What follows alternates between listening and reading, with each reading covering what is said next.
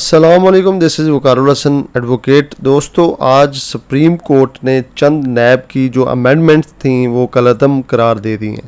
Chief justice Umar Ata Bandial کی سربراہی میں 4 رکنی بینچ نے chairman P T I Imran Khan کی جانب سے نیب کی ترامیم جو ہیں ان کے خلاف دائر درخواست پر سماعت کی۔ سپریم کورٹ نے نیب ترامیم کے خلاف پی ٹی آئی کی آئینی درخواست قابل سماعت قرار دیتے ہوئے اس پر فیصلہ دے دیا۔ اکثریتی فیصلے میں عدالت نے قرار دیا کہ عوامی عہدوں پر بیٹھے تمام افراد کے مقدمات بحال کیے جاتے ہیں۔ عدالت نے 50 کروڑ کی حد سے کم ہونے پر ختم ہونے والے تمام مقدمات بحال کر دیے اور انہیں احتساب عدالت میں بھیجنے کا حکم دے دیا۔ نیب کو 7 دن میں تمام ریکارڈ متعلقہ عدالتوں میں بھیجنے کا حکم بھی جاری کر دیا۔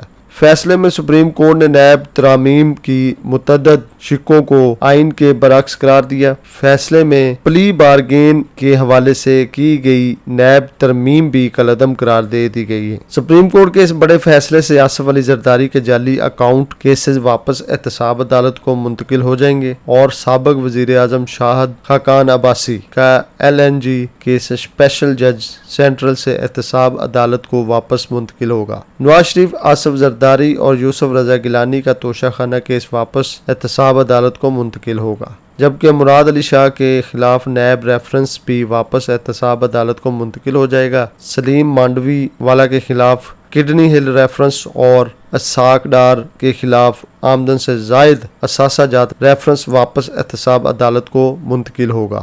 سابق وزیر اعظم راجہ پرویز اشرف کے خلاف رینٹل پاور کیسز بھی بحال ہوں گے۔ نیب ترامیم کیس میں چیف جسٹس پاکستان کے پوچھے گئے سوال کا جواب حکومتی وکیل مخدوم علی خان نے 9 ستمبر کو جمع کروایا تھا۔ تحریری جواب 5 صفحات پر مشتمل تھا۔ چیف جسٹس پاکستان نے عدالتی معاون کے ذریعے سوال بھجوایا تھا۔ جسٹس منصور علی شاہ نے نیب ترامیم کے خلاف کیس میں فل کورٹ تشکیل دینے کی تجویز دی تھی۔